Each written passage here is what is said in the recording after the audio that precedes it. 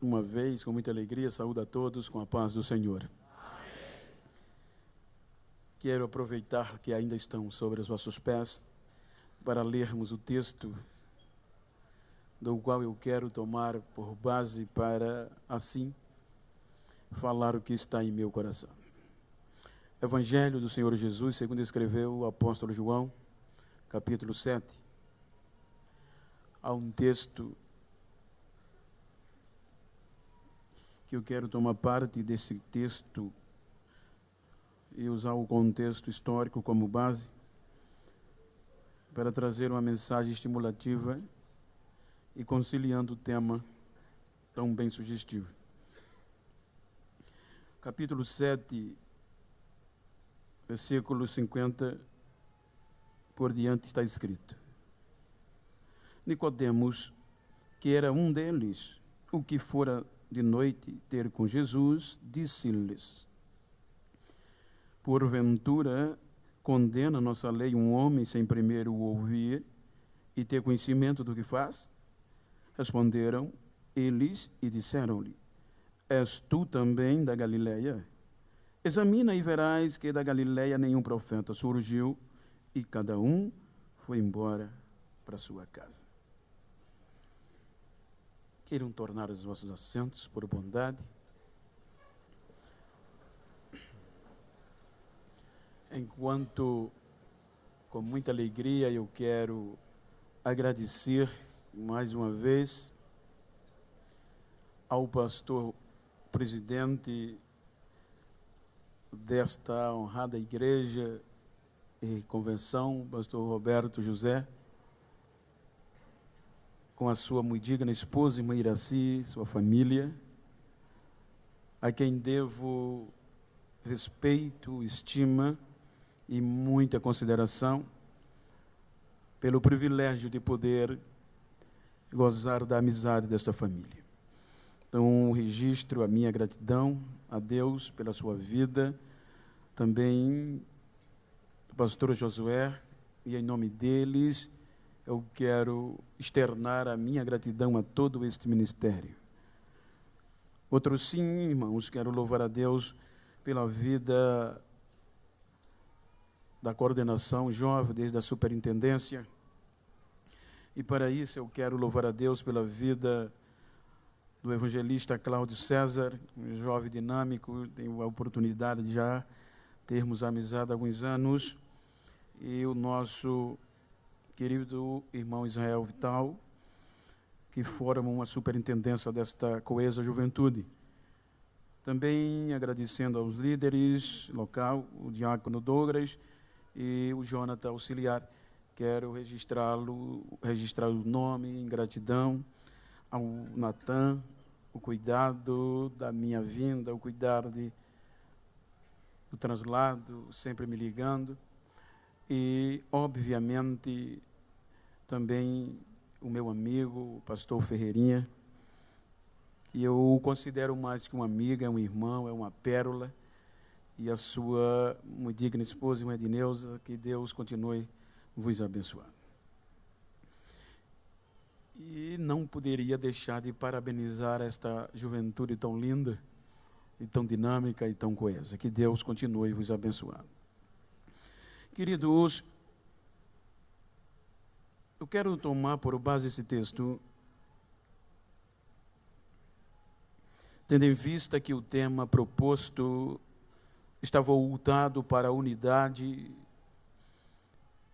que é um tema abrangente, mas no contexto de algo que foi o principal ponto do ministério de Jesus, que foi conseguir unir o que parecia não ter mais jeito. Se nós observarmos, os irmãos vão entender no texto, e o contexto do texto lido mostra uma preocupação por parte de autoridades religiosas pelo que estava acontecendo naqueles dias.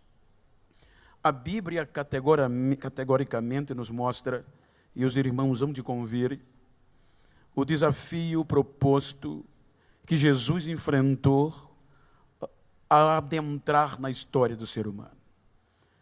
Se nós observarmos cerca de 538 a 40 anos antes de Cristo, os irmãos hão de perceber que não houve mais reis dentro de Israel.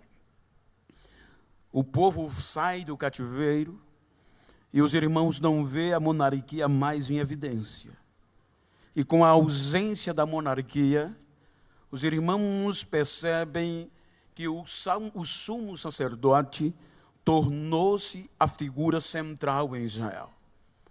Então ele se tornou uma figura tão central que nele foi concentrada toda a autoridade, desde o santuário e fora dele, em um contexto judaico. Este homem, ou este eleito, ou este escolhido, ungido para sacerdote, as suas ordens estavam todas as demais hierarquias, como os sacerdotes, levitas que estavam no contexto, e toda a administração, tanto pública como religiosa. Com o advento do tempo, foram aparecendo regalias oriundas do Império Romano, que tinha uma influência fundamental dentro da Judeia, até porque a Palestina era subordinada a Roma, ao Império. Então, com isso, fez com que este sumo sacerdote vivesse regaladamente bem, e com isto, a evidência pós-cativeiro, com o decorrer das probabilidades administrativas, vem os grupos religiosos. E entre estes grupos religiosos, sobressaía sobre todos os demais os fariseus. Os fariseus, que era formado de sumo sacerdote, de sacerdotes, de anciões e sacerdotes que se tornaram escribas ou doutores. Este grupo era o maior, era o mais contundente, a ponto deste grupo ser responsável por toda a purificação de Israel, tanto no templo como fora do templo, na questão religiosa. O interessante é que, como todo o poder concentrado no sumo sacerdote, então aqueles que ele queria agradar, agora fazia parte de cúpula como líder dos soldados do templo. Em suma, houve um nepotismo, houve uma questão generalizada de jogos de interesses e de disputas partidárias dentro do contexto religioso. Este contexto que cada dia ia mais se deturpando-se, a ponto de que, como os sacerdotes não tinham provisão profunda, alguns deles, como levitas, eles tomavam conta da porta, outros no louvor, e outros optavam ou vinham a ter a opção de se tornar mestres ou escribas. Com o contexto generalizado, os irmãos hão de conver que este sistema agora se tornou algo pessoal, algo palpável de regalias, a ponto de que se fazia de tudo para não perder o cargo. Porque os privilégios vinham de Roma. Então, tudo que agora trazia era tudo para manter-se de pé, desce no que desce. E com isso, começaram a viver uma ortodoxia morta, ou seja, um princípio sem realidade, um princípio sem vida. Isso implicava dizer que eles agora, dentro de um contexto legal, eles queriam adaptar e buscavam sempre a palavra de Deus à sua própria vida. A palavra tinha que se adaptar ao jeito que eles queriam viver, enquanto, contrapartida, a Bíblia ensinava o contrário, que é o eles, ou o ser humano, que tem que se adaptar ao que a palavra de Deus exige, e não viver como quer, mas viver como ela manda. Então, com essa falsidade, começou a aparência prevalecer dentro de Israel, dentro do judaísmo. Então, qualquer pessoa que viesse com uma mensagem ou com uma ideia revolucionária que batesse de frente a este costume, a estes maus vícios, era tido por ameaça. Vejam que o contexto era pejorativo, a ponto que eles já não mais praticavam o que a palavra pedia, que era o cuidado com os afragelados, o cuidado com os menos favorecidos, o cuidado com a excelência da palavra, o cuidado em viver o princípio do amor a Deus sobre todas as coisas e o próximo como a si mesmo. Ou seja, eles não se importavam mais com nada a não ser os seus próprios interesses. Então, quando Jesus aparece, os irmãos percebem que ele veio para cumprir. Ele mesmo disse: eu não vim abirrogar, eu não vim destruir, eu não vim alterar a lei, mas eu vim cumprir, porque não estavam cumprindo. Então a Bíblia diz que ele nasce na Judeia, conforme estava nas Escrituras. Mas logo cedo ele migra para Galileia por questão de necessidade. E se os irmãos observar geograficamente, a Galileia está no norte. A Galileia é uma fronteira aberta. A Galileia dava a abertura para Fenícia e Síria. E diz o contexto demográfico que parte dos sírios, dos fenícios, começaram a invadir a Galileia antes de Cristo. E havia já uma mistura entre agora os galileus, judeu galileu do norte, e como também os pagãos, os gentios. Por isso que em Isaías capítulo 9, os irmãos já percebem que quando Isaías falava desta região obscura, sem privilégio, menosprezada, que um dia ia raiar uma luz, veja que Isaías diz Galileia dos gentios, por conta da mistura entre pagão e judeus na região do norte. Então, quando você vai para o Novo Testamento, quando Mateus, no capítulo 4, versículo 15, faz menção desta mesma Galileia, ele chama Galileia das nações, por conta desta mescla de pessoas, e isto diz o contexto histórico, que esta mistura fez com que os galileus perdessem o fervor espiritual, e por perder o fervor espiritual, os galileus já não eram mais bem vistos pelos judeus do sul, aonde estava o contexto da elite. Então havia um menosprezo sem ninguém ter vergonha de falar acerca do sul para o norte, ou seja, a Galileia era menosprezada por alguns motivos. Primeiro, porque era roça, era pesca, não tinha um contexto acadêmico elevado. E segundo, por conta do fervor espiritual, eles não encaravam o fariseísmo, eles encaravam com naturalidade, com liberdade. Eles já não viviam o que o fariseísmo que predominava no sul queria que eles vivessem. Então todos os judeus do sul teciam comentário pejorativo acerca de quem era da Galileia. Então isso trazia um contexto que a Bíblia diz que, como Natanael era de Caná, de um vilarejo da Galileia, ele mesmo sabia que era pejorativo. Veja que quando ele soube que o Cristo apareceu, ele disse, sabendo de onde ele era, ele mesmo disse, sendo galileu, ele disse, porventura pode sair ouvir alguma coisa boa de Nazaré, que era uma das cidades da Galileia. Então isso era pejorativo, isso era comum, era o dia a dia. O interessante, gente, é que quando Jesus começa o seu ministério, ele começa vindo da Galileia. Era mais um ponto para o sistema ter medo e querer achar que não ia à frente. Por quê?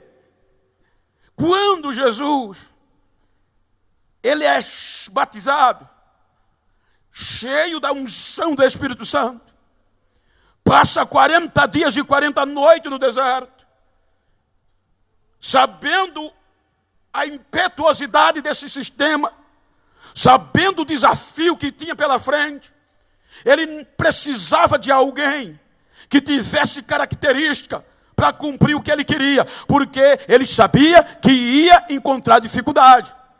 Então, quando ele vai formar o seu grupo para dar início a esta igreja, veja que ele usa as características favoráveis. Porque enquanto o povo do sul menosprezava os galileus, veja que Flávio Josefo, no contexto histórico, ele diz que os galileus tinham no mínimo 5 características que encaixavam com o que Jesus queria. Primeiro, ele diz que eles eram trabalhadores. Esta era uma característica. Segundo, Josefo diz que eles eram corajosos. Terceiro, Flávio Josefo diz que eles eram ousados. Quarto, eles não tinham medo de tumulto. Eles partiam para cima. Quinto, eles eram patriotas. Então, essas 5 características, Flávio Josefo aponta. Aí vem o Talmud e acrescenta mais uma, que dava certinho. E os galileus, eles davam mais valor à honra do que o dinheiro. Não se vendiam. Então, era a característica que Jesus precisava. Veja que quando ele começa a juntar os seus discípulos, dos 12, 11 eram da Galileia. Só um que não era, que era Judas, foi o que se vendeu. Então pergunta já para quem está ao teu lado: tu é do sul ou é do norte?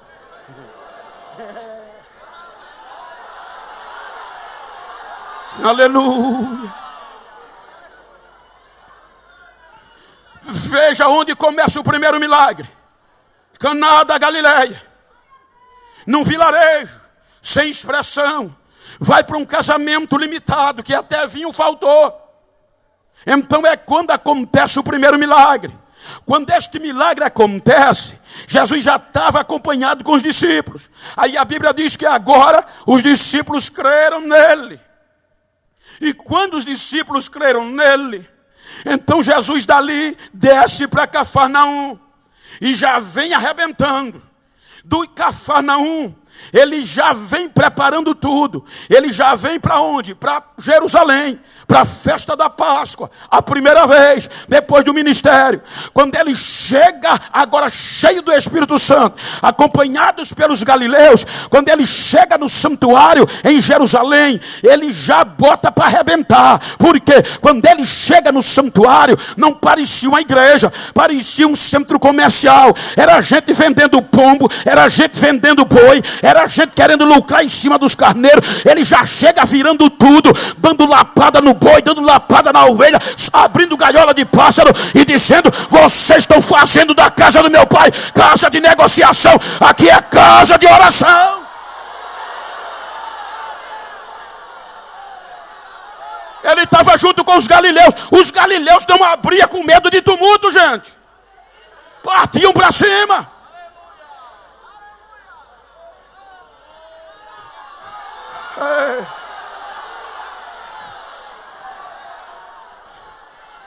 Ele vira, arrebenta com tudo. Uma zorraga, um chicote, e mete o chicote para cima. E quem mete a dizer alguma coisa? Alguém só fez dizer: com que autoridade ele está fazendo isso?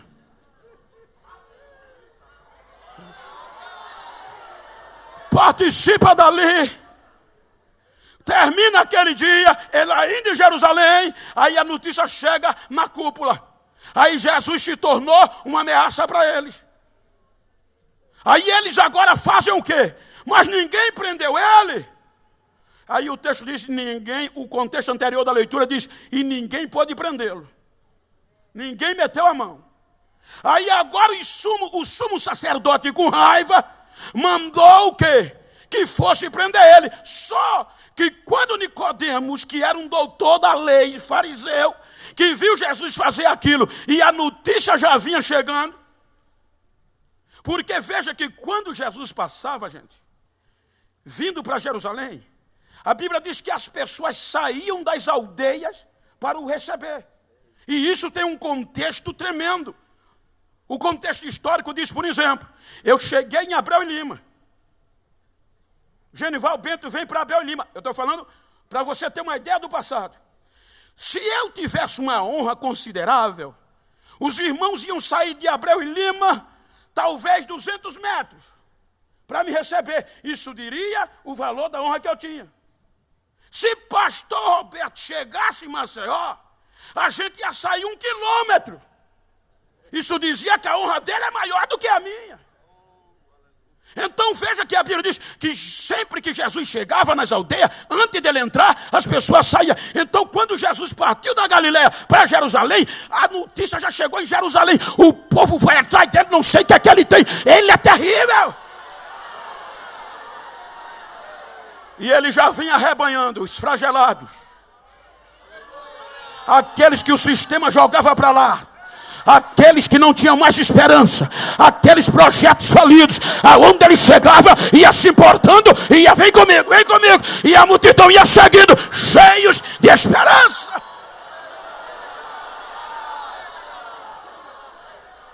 Quando ele chega em Jerusalém, aí Nicodemos já sabia disso. Aí os sumos sacerdotes disse, vão prender. Veja que o texto diz, os servidores, os soldados do santuário, que tinha que cumprir a ordem do sumo sacerdote, foram prender Jesus. O interessante é que não conseguiram, diz o texto. E quando voltaram, a ansiedade do sumo sacerdote era tão grande, que ele pergunta, por que não os trouxeste? Por que vocês não trouxeram ele? Aí os soldados disseram, ninguém nunca falou daquele jeito. A gente nunca viu um homem falar daquele jeito. Aí eles dizem, vocês também foram enganados?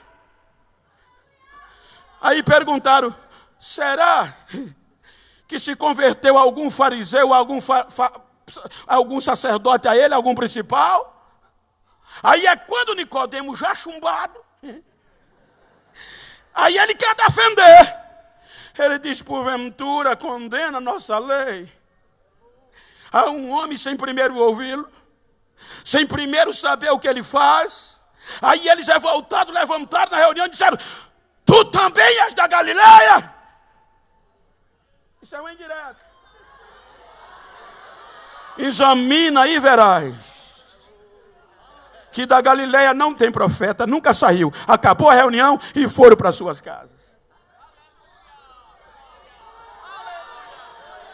E é aqui que começa, gente.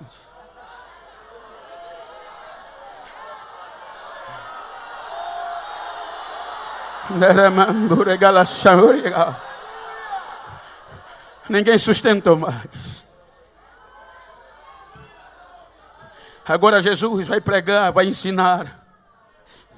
Veja que o foco da mensagem de Jesus era o amor, era o cuidado. E por onde ele passava, você pode olhar, gente. Só seguia Jesus a maioria, eu creio. Eu vou uma indireta, um contexto simbólico. Eu creio que 99% dos que seguia Jesus era tudo da ralé.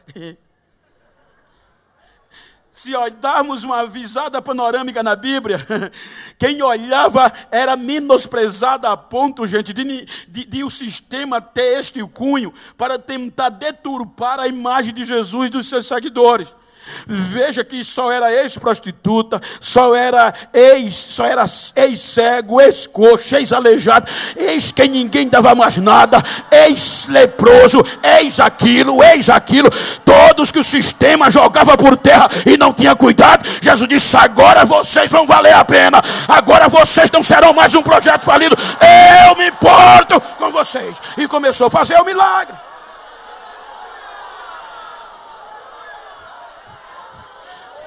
Dá um toque em quem está ao teu lado, diga, quem era tu, hein?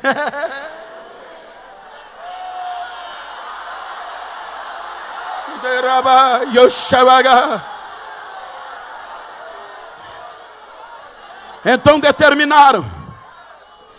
Eu vou sintetizar, mas veja que dentro de um contexto lógico do sistema, eles deturparam tanta imagem de Jesus, por serem da Galileia,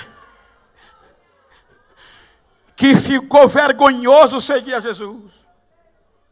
Veja que o próprio Nicodemo foi ter com ele à noite, para não ser visto pelo dia, porque agora era pejorativo, era crucial, era danoso, era vergonhoso. E a palavra vergonha, independente do dialeto, do idioma, ela está relacionada à desgraça, à vergonha, à miséria. Não tem como escapar. Então, dentro de Jerusalém e adjacência, desencadeou uma praga que quem seguisse a Jesus, quem professasse Jesus, quem confessasse Jesus, era miserável, era vergonhoso. E muitos foram chumbados, muitos queriam desistir.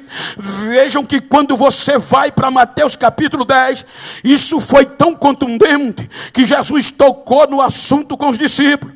Veja que ele chega para os discípulos e diz: uma coisa eu tenho que ensinar a vocês, eu vou enviar vocês a pregar a minha palavra. Portanto, todo aquele que me confessar diante dos homens, isso é motivacional, eu o confessarei diante do meu Pai. Ou seja, quando a gente vai para Lucas registra, a ponto que quando Jesus uma vez sai da oração, reúne os discípulos e faz uma pergunta: o que dizem as pessoas de mim? Quem eu sou? Aí alguns dizem Senhor, alguns dizem que o Senhor é Elias, e outros João Batista, ou um dos profetas ressuscitados. Aí Jesus vira para os obreiros, para o seu ministério, e diz: e vocês, o que dizem que eu sou? Aí Pedro levanta e revela o que até aqui não estava revelado: tu és o Cristo de Deus, tu és o Cristo de Deus, o ungido, o esperado, o remidor, o salvador, tu és enviado de Deus. Aí Jesus disse: não diga a ninguém, Pedro. Aí Jesus diz: escutem o que eu vou dizer a vocês. É necessário que eu seja rejeitado pelos fariseus, pelos escribas e pelos anciões, e eu morra, mas no terceiro dia eu ressuscitarei. Aí aqui é que pega o negócio. Ele na continuidade começa dizendo: todo aquele que queira vir após mim, negue a si mesmo, tome a sua cruz e siga-me. No versículo 26 ele diz: porque todo aquele que se envergonha, veja que Jesus não diz isso aleatório, era uma realidade. Ele diz: todo aquele que se envergonhar de mim e da minha palavra, eu me envergonharei dele diante do meu Pai e dos seus anjos, quando eu vier na sua glória. Portanto, vocês vão ser taxados, vocês vão ser menosprezados, vocês vão ser tidos por gentinha, vocês vão perder até a vida. Mas uma coisa eu digo: aquele que perder a sua vida por amor de mim, salva-la, acha-la. Ele ensina, ele bate de frente, não para, não tem medo, vai para cima. O sistema se revolta, temos que prendê-lo. Mas como prender? Que cada dia tinha milagre diferente. Não havia mais milagre, gente. Jesus foi quem trouxe isso para os israelitas depois de muito tempo. Então os cultos deles eram a mesma coisa: oração repetida, culto repetido, tudo tradicionalmente pré-escrito. E Jesus não, ele pregava, por onde ele pregava, a notícia chegava. Hoje o morto levantou, hoje o cego voltou a ver, hoje o aleijado voltou a andar, hoje quem não tinha esperança está dando glória e está sendo gente. Agora o negócio mudou. Aí diz o texto que eles agora procuravam Jesus. não para prendê-lo, mas para matá-lo. Aí agora Jesus começa a mostrar aos seus discípulos a sua verdadeira função. O amor, o cuidado um do outro. Antes dele se entregar, ele olhou para os discípulos e disse: escuta, gente, ninguém tem maior amor do que esse, de dar a vida pelos seus amigos. Ame um ao outro.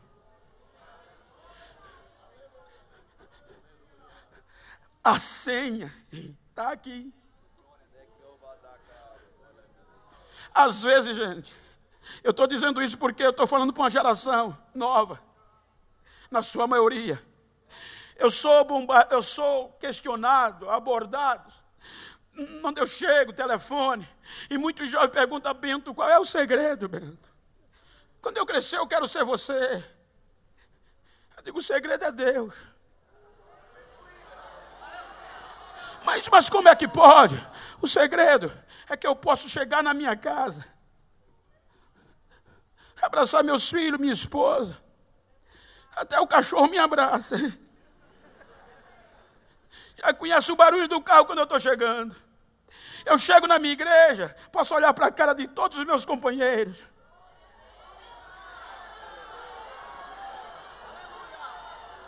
Eu posso chegar na rua e andar com o peito aberto sem temor, porque ninguém vai me acusar das minhas fraquezas. Eu tenho, mas no que eu posso fazer, no que se diz tocante ao se importar, ao ajudar.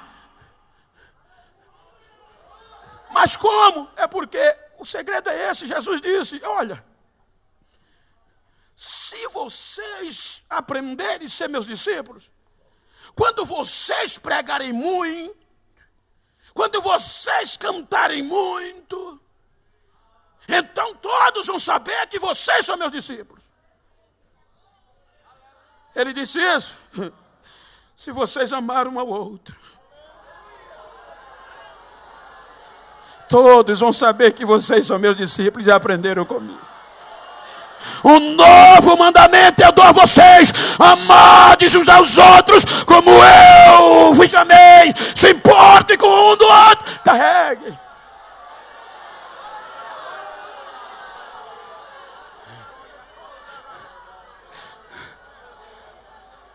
Escuta, vai à cruz. O sistema achava que matando ele resolvia. Esqueceram das profecias. Para ele, Jesus veio da Galileia.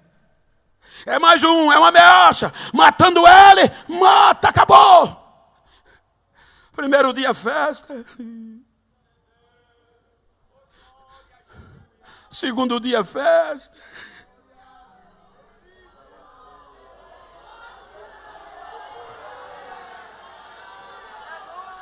O plano deles foi bem feito e arquitetado, gente. Eles fizeram um plano redondo. Vamos matá-lo na cruz, porque isso vai amedrontar os seus seguidores, e eles vão dissipar-se. E foi o que aconteceu. Enquanto Jesus estava na cruz, 2 dias passaram. Os discípulos de Emaú fizeram a mala, estavam no sul, e disseram: vamos para casa. Pensávamos que era ele, mas não era, não.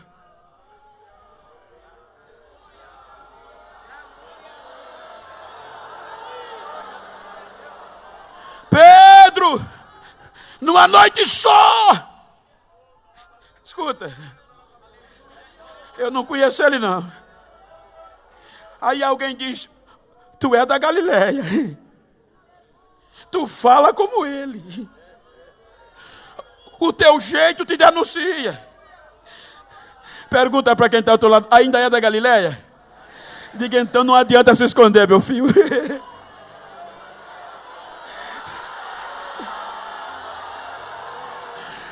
pode tentar se esconder, mas quando olhar para a tua cara, vai estar lá, tu é da Galileia, tu é dele, tu fala como ele, tu adora como ele, tu dá glória como ele. A tua voz diz quem você é.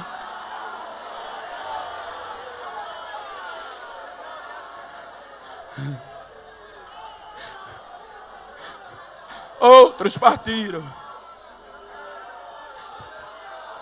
Terceiro dia raia. E na manhã, no terceiro dia, as cordas da morte não suportou. A morte não suportou e as cordas não suportaram. Deus faz o milagre. E Jesus ressuscita dentre os mortos naquele dia. E ele está vivo, ele está vivo, ele está vivo, ele está vivo. Ele voltou a viver.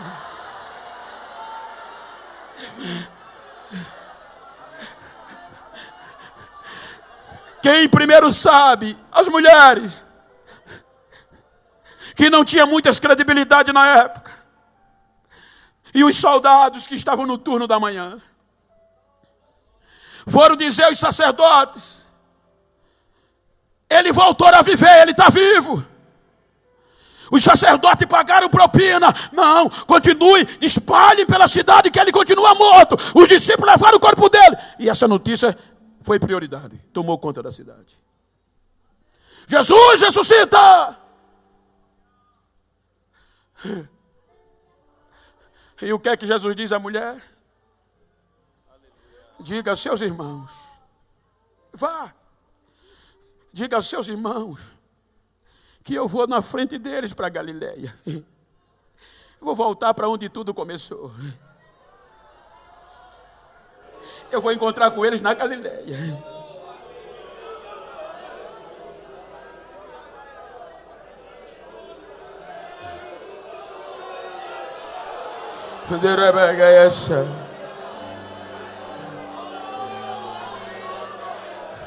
E ele vai. Eu um dia parei nisso aqui e comecei a chorar do nada. Porque eu comecei a analisar o nosso contexto.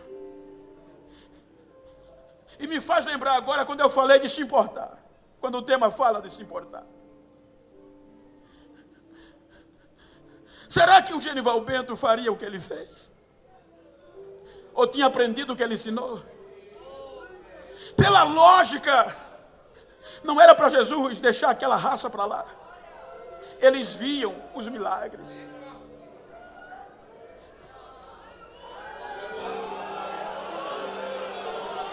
Não é como hoje. Escuta o que eu vou dizer. Eu não estou defendendo aqui o teu erro.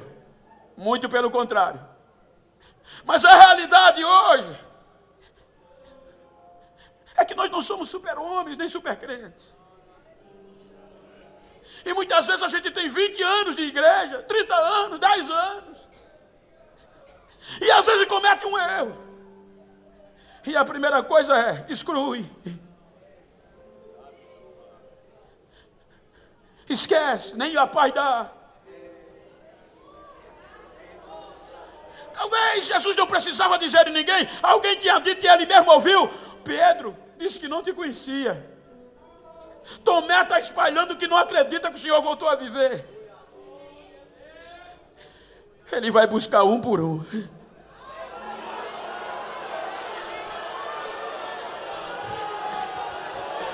Se você puder olhar para quem está ao teu lado e dizer para ele: eu posso te perguntar uma coisa?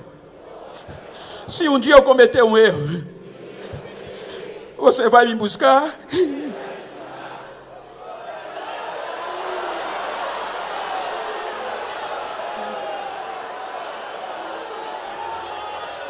Diga a ele: eu me importo sim.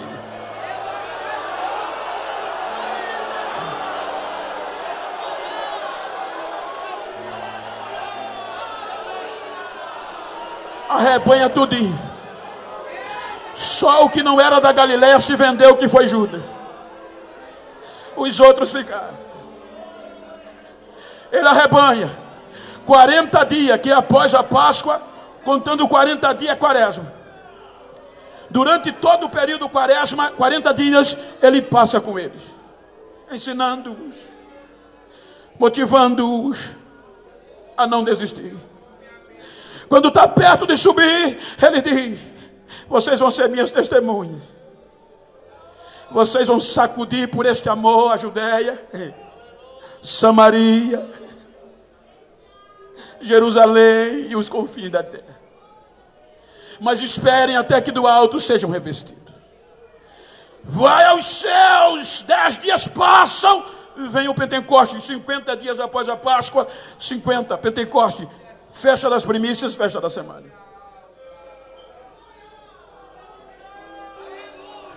Ei. O Pentecoste desce quando ninguém esperava, exceto os crentes. Era uma festa que reunia todos os religiosos debaixo do céu. No Atos você vai encontrar cerca de 17 idiomas, fora os dialetos. E quando o Espírito Santo desce, ele desce aonde? Aonde estavam os galileus. Aí os galileus que eram tidos por caipiras, por ignorantes, por semi-analfabetos, aí começa a falar em outros idiomas. Conforme o Espírito Santo concedia que falasse. Era um galileu, caipira, falando árabe, falando isso, falando aquilo, falando árabe. E para a elite do sul, os galileus só sabiam mal aramaico. Até o hebraico era menosprezo, porque o hebraico era uma língua litúrgica. E era falada muito no sul, no meio da liturgia, por conta da lei. O Jesus, segundo a história, pregava em aramaico, a língua do povo. Para aprender o aramaico, não ia à sinagoga, à escola, aprendia em casa. O hebraico não, já era diferente. Então, para o sistema, tanto Jesus, para os doutores, tanto Jesus como os galileus, eram ignorantes.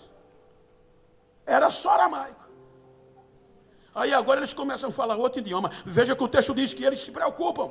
E diz: de onde está vindo esta voz? Quem estão ali? Quem está ali? Aí alguém diz: não são eles todos galileus? São. E como nós estamos ouvindo ele falar na nossa língua do nosso país, que é onde a gente nasceu? Tem algo diferente lá. O Pentecoste une, fecha a igreja, lacrou numa só. Quando chegaram que ouviram, gente, o que eu acho lindo é que o texto não mostra, ele mostra que eles não falavam outro idioma aleatório. Quando o povo ouviu, eles em outro idioma, na língua nativa de cada um que ouvia, falavam o quê? As maravilhas de Deus.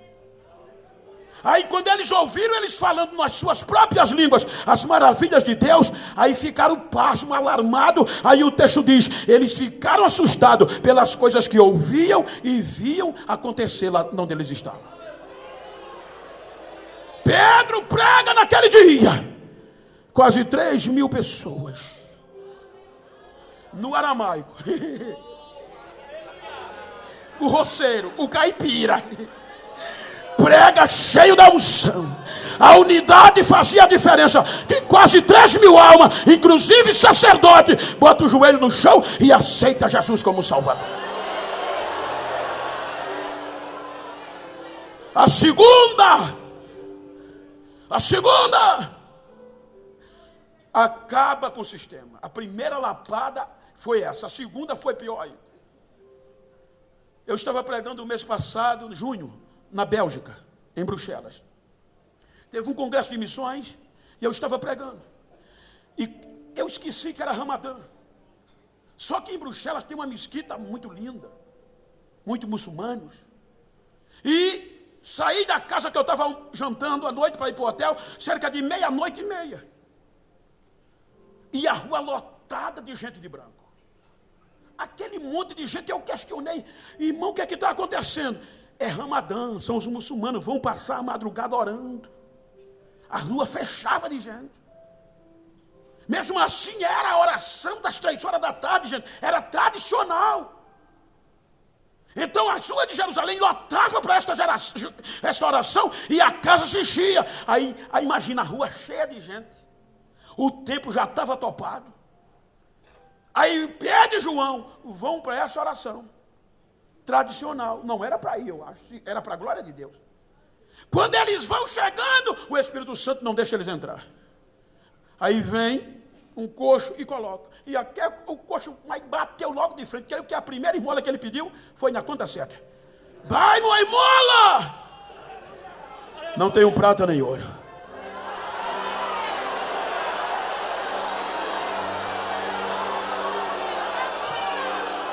Era fácil passar direto, mas eu me importo. Era fácil dizer, mais um mendigo, mas eu me importo. Não tenho prata nem ouro, mas o que eu tenho, isso eu te dou em nome de Jesus. Levanta e anda. Levanta e anda. Até uma das coisas que eu acho mais lindo é o capítulo 3, versículo 8. Na Revista e Corrigida de Almeida, é um versículo de maior pontuação, ou um dos. São 7, e um ponto final. Quando Pedro pega-o na mão, aí o versículo 8 começa, vírgula. A vírgula é uma paradinha rápida. Só dá tempo. E não é que o homem ficou de pé? Ele ficou de pé, vírgula.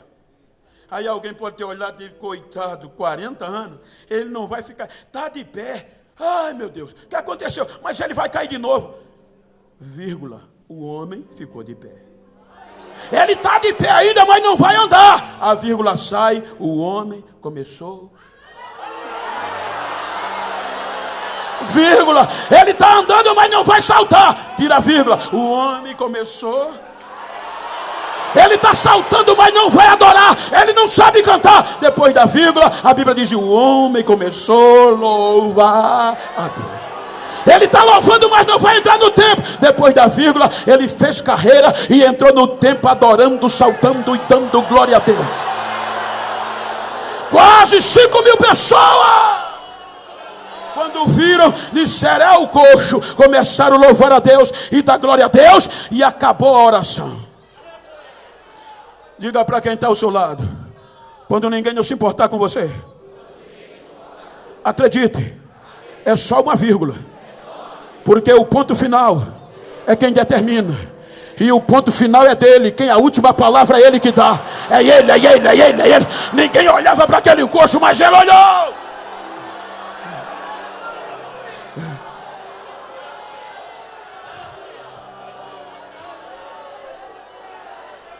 Arrebentou ali.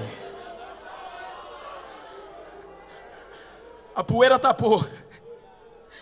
Acabou o culto, gente. O povo cheio da graça.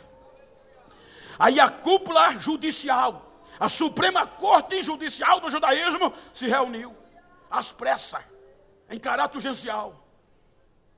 E olha quem estava: o sumo sacerdote, os sacerdotes, os anciões e os escribas, e João e Alexandre, que era um desses laranjas da família, de influência. Aí começaram a discutir, o que é que aconteceu, meu Deus? A gente tem que parar esse povo. O negócio está pegando fogo lá embaixo. E a gente não pode nem fazer nada, porque o coxo está ali pulando e dando glória. A gente conhece ele. Contra fato não há argumento. Eu vou sintetizar. Aí Gamaliel, que era um dos fortes, levantou e disse: gente, deixa esse povo quieto. Não meta a mão nisso não, porque se essa obra for de homem, vai se desfazer. Mas se for de Deus, vocês vão quebrar a cara, porque não vai parar, não vai parar.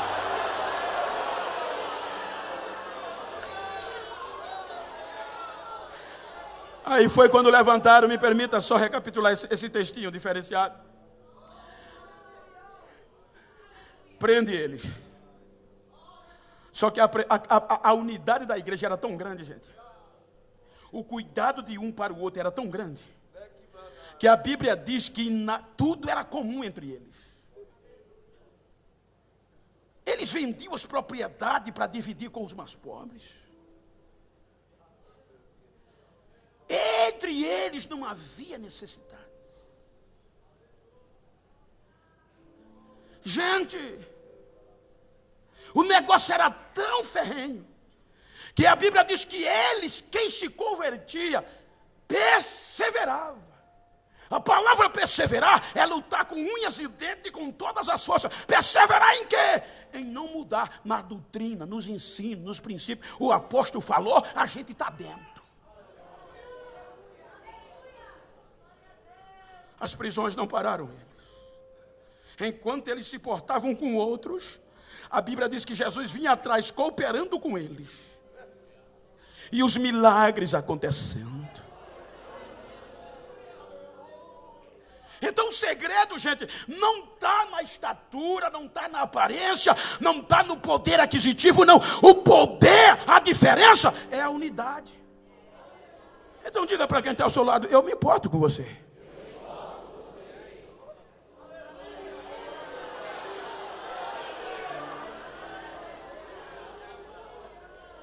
E agora, gente,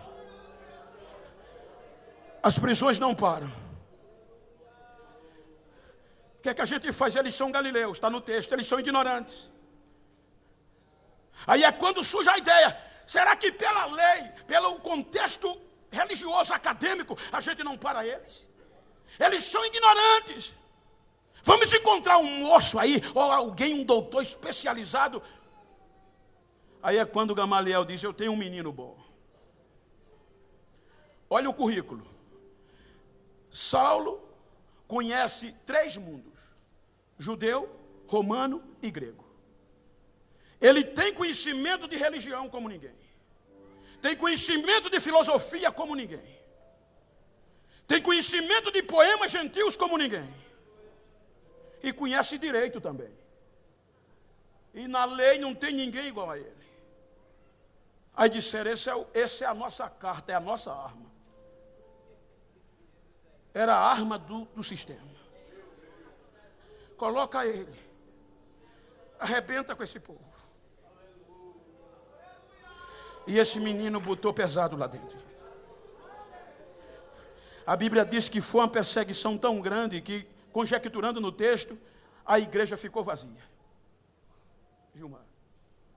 Os irmãos começaram a fugir, os que sobreviviam. Enquanto eles fugiam, gente, a unidade ia por onde passava. Aí a Bíblia diz que eles invadiram Samaria. Samaria vira de perna pro ar pelo poder de Deus. Eles partem para o norte e invadem a Fenícia, sem pregar aos gentios, só para os judeus, mas o negócio ia fluindo. Aí vai o diácono, o evangelista Filipe, e sacode Samaria. A Bíblia diz que quando Filipe chegou em Samaria, tinha um tal de Simão, o mágico, famoso, mandava lá dentro, pela arte mágica.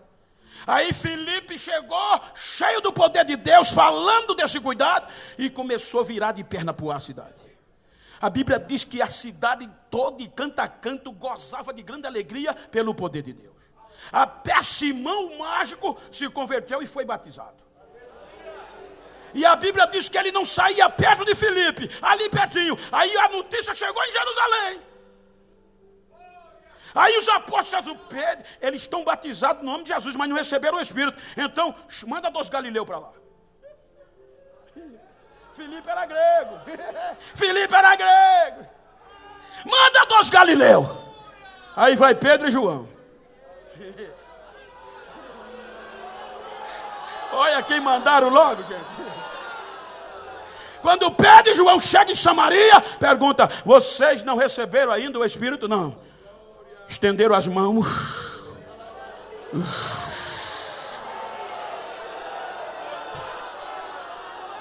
Aí Simão ficou bestalhado. Simão nunca... Ele estava com Filipe, milagre todo dia, mas quando os galileus chegaram foi diferente. Ele ficou tão abestalhado que ele não sabia que eram galileus, ele quis comprar Pedro. E olha, gente, que Pedro estava numa pindaíba miserável.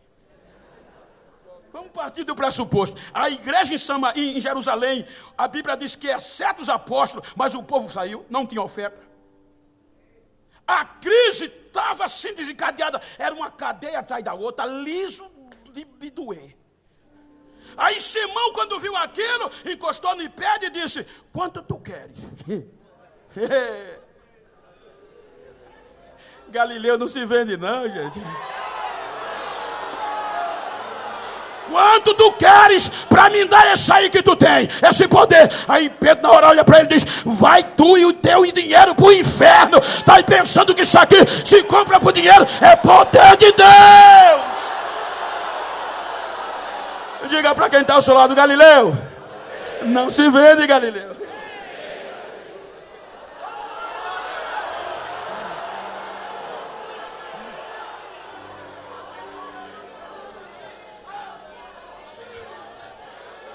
Aí a notícia chega.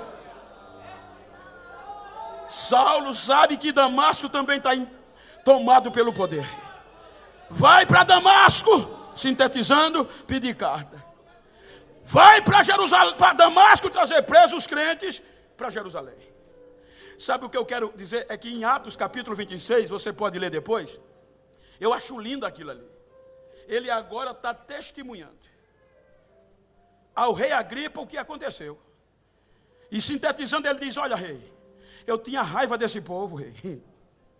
Eu tinha raiva desse nome chamado Jesus, e eu intentei tanto mal contra ele e contra os que seguiam a ele, e não só intentei, como eu fiz.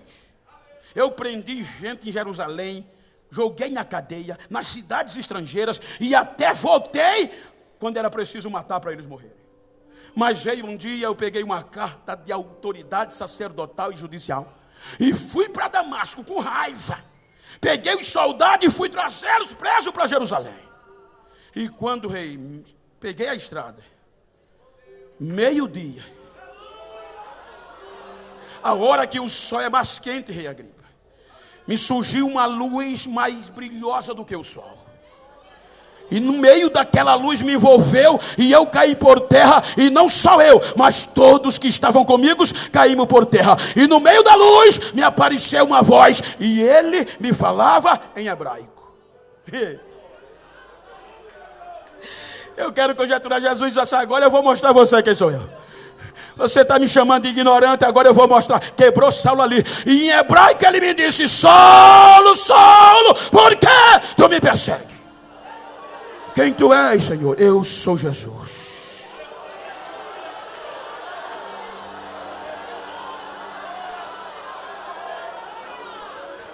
Não volta mais para Jerusalém. Deixa o bom emprego para trás. Deixa a fama para trás. Deixa o nome para trás. E vai se juntar aos galileus. E quando você vê a história, já sai dentro de um cesto, sem crédito, sem nome, taxado de miserável. A arma secreta do sistema virou crente.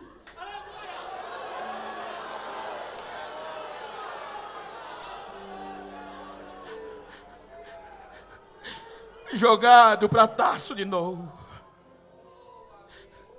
Aí no capítulo 11, Antioquia é tomada pelo poder de Deus.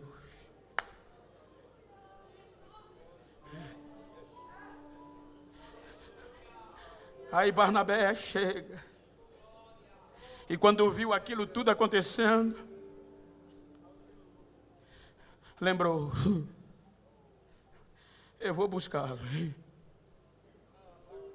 Eu vou acreditar nele. E trazer ele para Antioquia. Só o Evangelho faz isso quando você chega no capítulo 13, gente. Olha o que é que o Evangelho faz. Aí você vê lá: estava na igreja de Antioquia profetas e doutores. O Evangelho quebra a diferença, gente. Só o Evangelho faz branco carregar negro em carro de chique.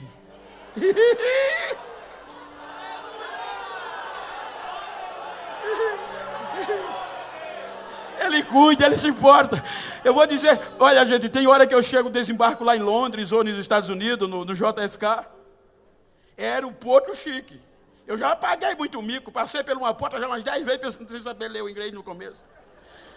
Mas o evangelho é tão lindo que quando você passa pela imigração, chega lá, tem 3 europeus bem engravatados, bate continência, e o neguinho bota o cabeça para cima.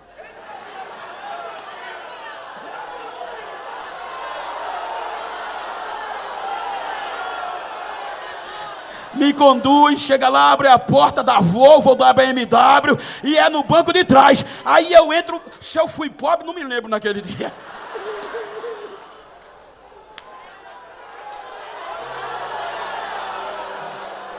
Só o evangelho faz o prefeito abraçar gari, faz o doutor abraçar ignorante, faz o eloquente abraçar o simples, faz o acadêmico abraçar o analfabeto. Só o evangelho se importa.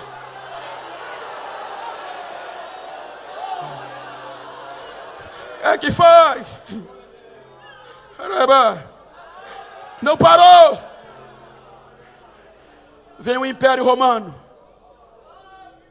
Não consegue parar. Os crentes se tornaram inimigo público. Agora Nero encharca os crentes de cera inflamável. Os crentes são queimados, gente. São dilacerados. Mas qual a explicação deles não desistirem?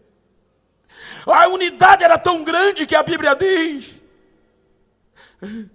que os pagãos, diz a história, em ver a unidade deles queimando, as feras estraçalhando, e eles unidos, sem desistir, dando glória, que os pagãos aceitavam Jesus no meio da arena, no meio do sufoco, eles aceitavam a Jesus. Aí disseram, em síntese, temos que parar a liderança. Se parar a liderança, eles desistem. Quem é o líder? Tiago. O que é que ele está motivando? Ele está escrevendo para os jovens, para a igreja. O quê? Filhinhos, sede pacientes. Jesus está voltando. Lembre que o agricultor planta, espera a seródia e a temporã para colher os frutos. A vinda do Senhor está próxima. Prega ele. Decapitaram o Tiago. Os irmãos pararam.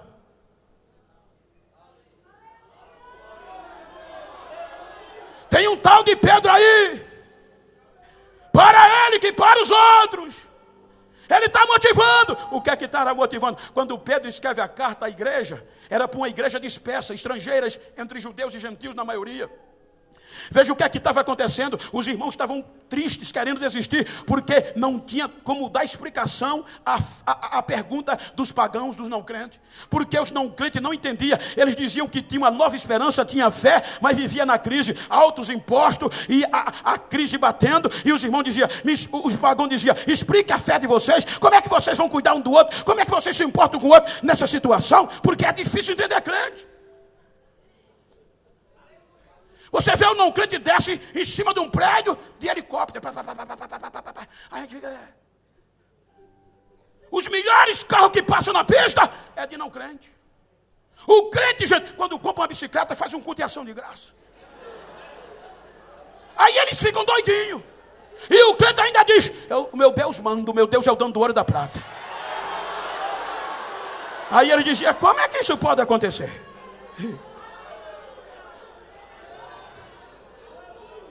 É difícil entender. Você vai para o funeral de uma pessoa rica, dá até vontade de você ser enterrado também, né? Coisa tão chique. Mas sem esperança. Você vai para o funeral de um crente, o caba dentro do caixão, a mulher, a família, tudo rodeado, e o crente chega. Desejamos ir lá, que alegria será. Dá para entender? Dá para entender?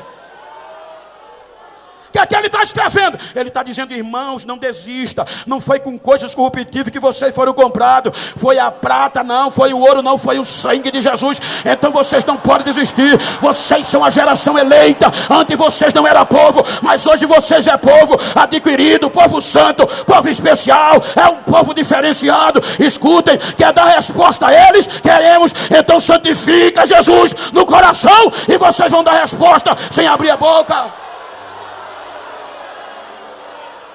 Pega ele, prende ele. Inimigo público número 1. Olha o currículo. Se ele desistir, a nova geração desiste. É só colocar uma cruz na frente dele. Por causa da cruz ele negou que era Galileu. Então bota uma cruz na frente dele e ele vai desistir. Colocaram a cruz na frente de Pedro e chamaram o inquisitor. Ou você desiste ou vai crucificado. Pedro, cheio de Deus, olha para a cruz e diz: eu não mereço ser crucificado como ele foi. Voltar eu não posso mais. Vocês querem me crucificar? Quer. Você, se não desistir, vai crucificar. Então faz o seguinte: me coloca de cabeça para baixo, diz a história, e pode meter o prego, porque voltar eu não posso mais. Eu não posso.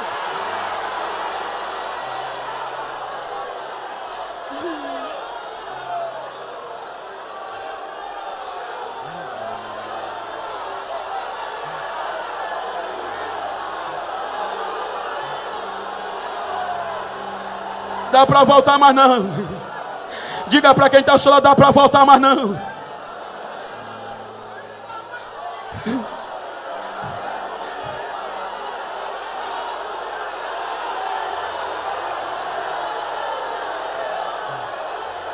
Pedro e João, Paulo,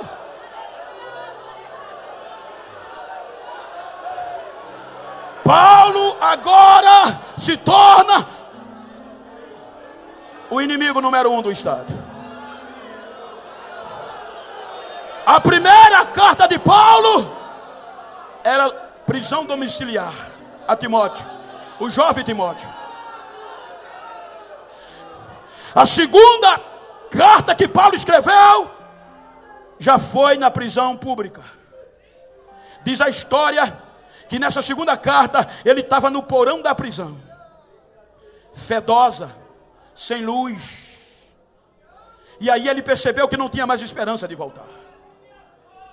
Aí ele começa, veja que a primeira carta de Timóteo a Timóteo é pastoral, é ensino. Mas a segunda não, é ele motivando Timóteo não desistir, porque Timóteo era tímido demais.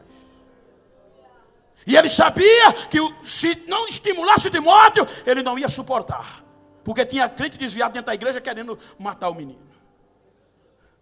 Aí ele começa a escrever. Veja que no capítulo 4 ele diz: meu filho, eu conjuro-te em nome de Deus e do Senhor Jesus Cristo, que há de julgar os vivos e os mortos na sua vinda, se apega à palavra, prega a palavra, Timóteo, porque nos últimos dias vai ser difícil, Timóteo. Eles não vão sofrer essa doutrina, vão querer ouvir o que querem, Timóteo. Vão se vender, Timóteo. Não se envergonha de Jesus Cristo, nem de mim, que sou prisioneiro seu. Mas prega a palavra, Timóteo. Em tempo e fora de tempo, se apega a ela. Porque eles vão amontoar doutores para querer ouvir o que queres nas suas concupiscências. Mas meu filho, não se vende, meu filho. Não muda, meu filho. Continua. Aí diz alguns eruditos que nesta hora aparece uma luz na porão. E quando ele olha a luz, estava escrevendo, eram os soldados romanos. E os soldados romanos entram na cela no porão, já gritando: prisioneiro Paulo, a sua hora chegou. Ele não para de escrever: meu filho, a minha hora chegou. A minha partida está próxima. Eu estou sendo oferecido por aspersão de sangue, meu filho. Mas combati um bom combate. acabei a carreira e guardei a fé. O que me aguarda agora é a justa coroa da justiça, a qual o justo juiz me dará naquele dia, não só a mim, mas a todos que amarem a vida do Senhor. Quem ama a vida, quem ama a minha, diga: eu se importo, eu me importo, eu me importo, eu me importo, eu estou comprometido, eu não me...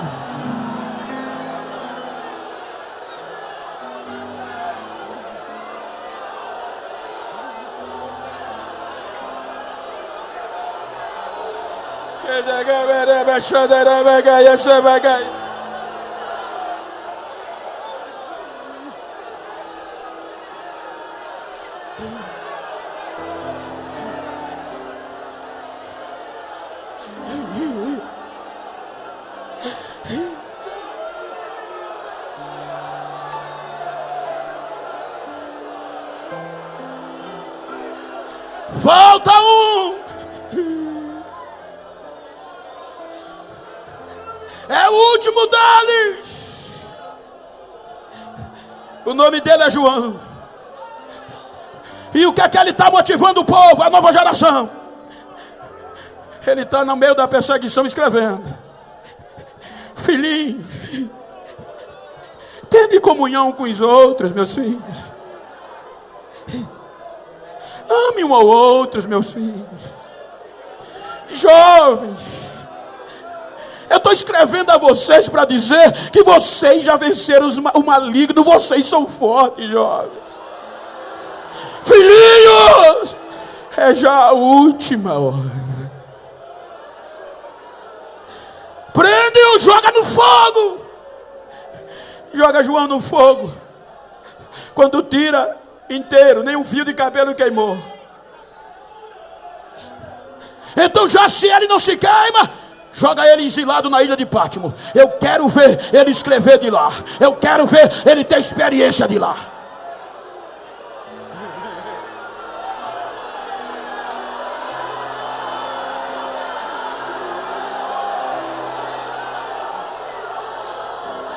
Dá um toque quem está ao teu lado, diga: Galileu, parte para cima.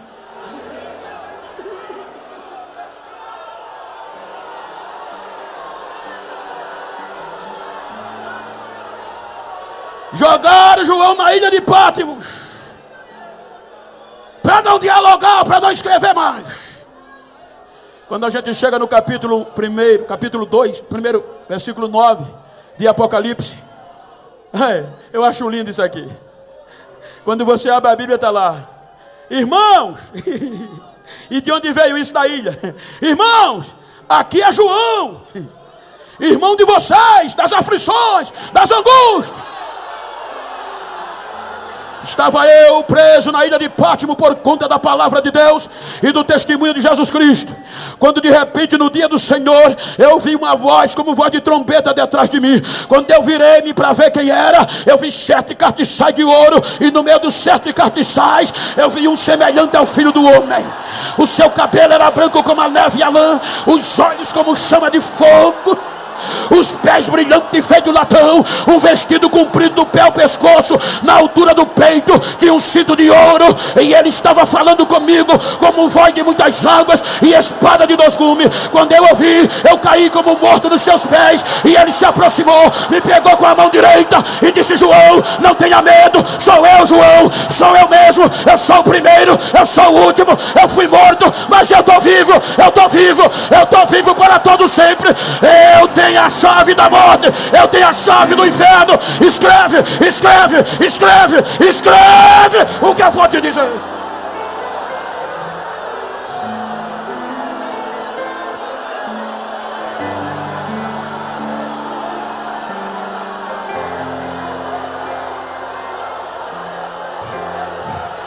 Aí João começa a escrever: eu conheço as vossas obras, Assim diz aquele que é, assim diz aquele, a estrela da manhã. Quem vencer, eu vou dar o direito de comer da árvore da vida, que está no meio do jardim do paraíso de Deus. Ei, eu conheço as vossas obras, e assim diz aquele que é. Quem vencer não sofrerá dano da segunda morte. Ei, eu conheço as vossas obras. Quem vencer receberá uma pedrinha branca com um novo nome que só ele saberá. Ei, eu conheço as vossas obras. Quem vencer vestirá veste resplandecente. Eu conheço as vossas obras. Quem vencer, eu tornarei ele coluna no templo do meu Deus. Quem vencer, ei, quem vencer, sentar-se-á comigo no meu trono, assim como eu venci e sentei com meu Pai. Eis que eu cedo venho, eis que eu cedo venho, eis que eu cedo venho, e guarda o que tens, para ninguém tomar a tua coroa.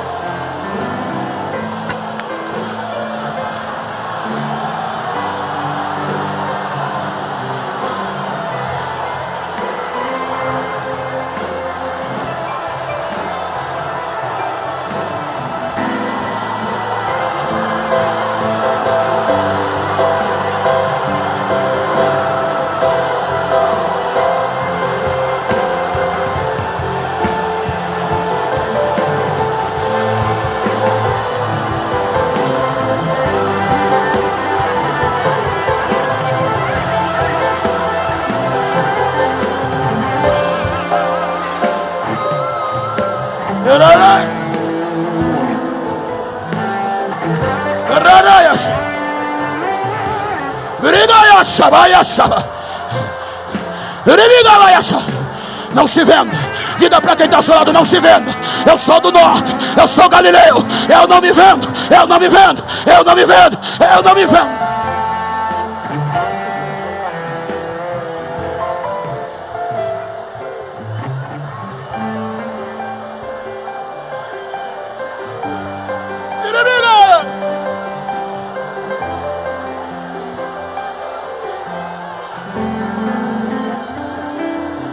Tentaram,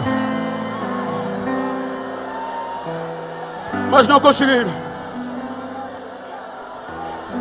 Tiraram a Bíblia. O povo continua unido. Vem as indulgências. O povo continua. Vem o liberalismo teológico. O povo continua. Vem a revolução industrial. O povo continua. E agora, como eu costumo dizer, enche o teu peito e diga comigo: chegou! Chegou! O século 21! Diga: agora é o nosso tempo.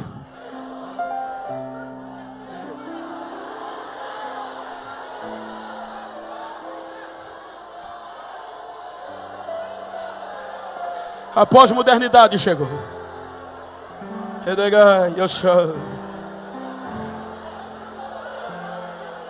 E infelizmente eu ouvi há cerca de uns 25 dias atrás uma estatística em um programa radiofônico, pastor,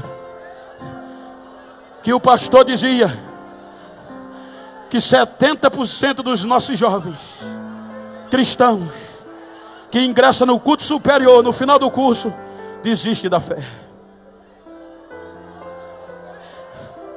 Mas enquanto ele dizia isso, o Espírito me dizia: mas ainda tem.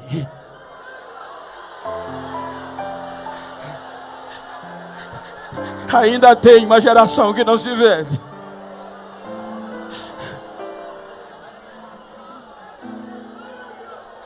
Ainda tem uma geração da Galileia.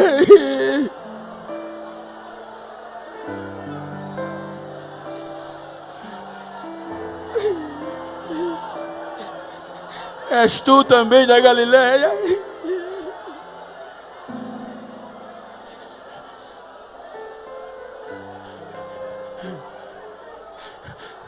Eu quero concluir dizendo, gente,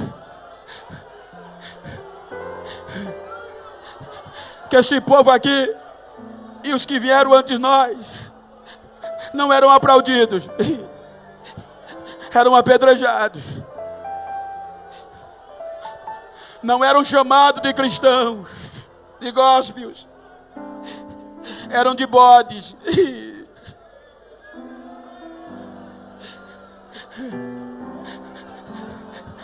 mas se importavam com o outro.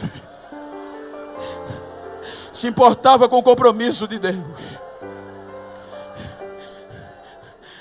Recentemente, ou no final do ano passado, costumo dizer sempre isso, para lhe motivar. No meio da pós-modernidade, a maior revista brasileira, periódico semanal, da editora Abril, não vou citar o nome, questão ética, mas ela publicou uma reportagem ou um artigo sobre nós, os cristãos do século XXI. E o redator, nas páginas daquela revista mais lida, diga-se de passagem, ele dizia que nós evangélicos somos miseráveis. Ele bombardeou dizendo que esses evangélicos são culpados da recessão brasileira. Eles são fascistas, são da esquerda. Enquanto esse povo estiver no Brasil, o Brasil não vai para frente. É um povo composto de brasileiros e morenos. Lastimando o número de negro que tem na igreja. Porque meu pastor dizia, só quem gosta de preto é Jesus. Ele foi descascando, tirando o couro, século 21. Mas antes de terminar, ele disse algo que marcou. Ele disse: o que eu tenho mais raiva desse povo, o que dá mais raiva desse povo e o que eu tenho mais ódio, é que nada e nem ninguém consegue tirar deles esta convicção que eles têm nesse evangelho. Ninguém, nada consegue tirar. Então fique de pé, por favor.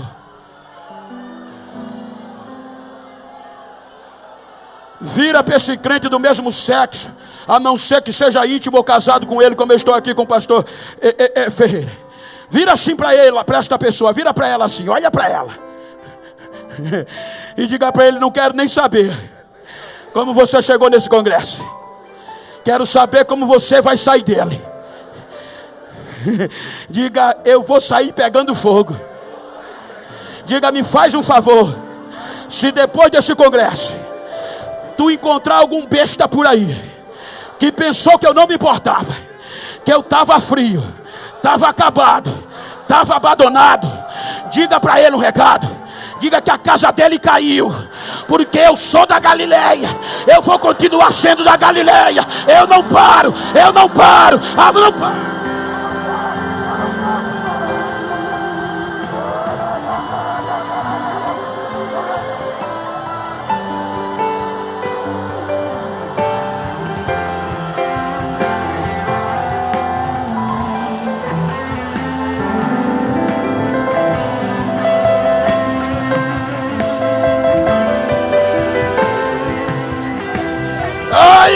Saias, Pitaipia Sayados, Heraya Saibas, Heremanteia Sayos, Herenigamoso. Os meus pés estão palmilhando este santuário. Herayasa, a minha unção está descendo sobre vidas de forma torrencial. A minha presença está invadindo vidas neste momento. A minha glória está levantando caídos. Eu estou fazendo coisas grandes entre este povo, esta geração, para que saiba que eu tenho urgência. Eu ministro sobre vós a apoteose da minha glória. Assim diz o Senhor desta igreja. Recebe aí agora.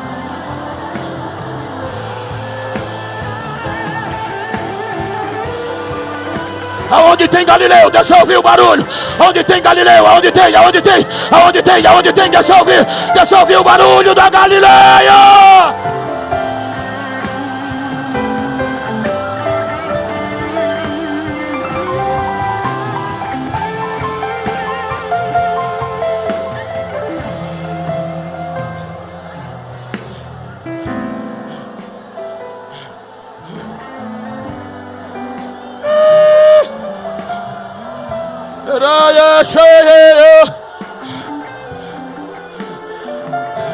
Abraça ela aí, abraça ele, vai. Chora um pouquinho com ele, chora um pouquinho com ela. Diga para ele: eu me importo.